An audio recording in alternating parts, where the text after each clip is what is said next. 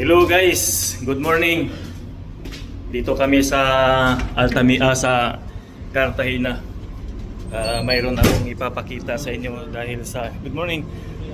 Density dito sa Cartagena ay nagbago-bago, no. Kunan natin ng density dahil pabago-bago. So, reminders to sa inyo, no, pag makabiyahe kayo dito, huwag kayong kumpiyansa dahil di natin alam yung takbo ng utak ng mga surveyor dito, dahil kung sa atin ayaw tayong magpalugi, ganon din sila ayaw magpalugi.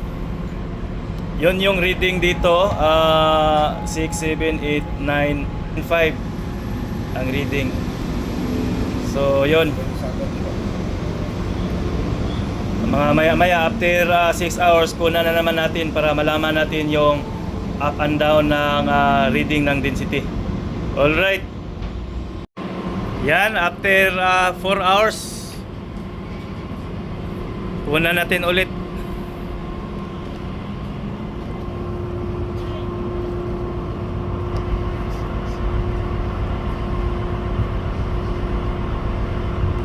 Lakasan, third. Lakasan. Para mapalitan yung tubig doon sa loob. Yun. Ano to? Parang okay. After 4 hours kunan natin ulit kung ilan ang density.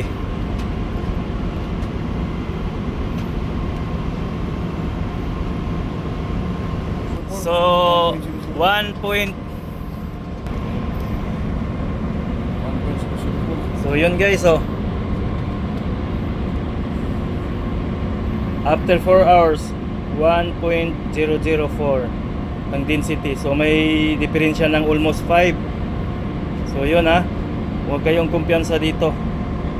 Okay. Yun guys, yung nakuha natin alas 6 ng umaga 1.10 or 1.0095. So ngayon after 4 hours alas 10 na, yun 1.004.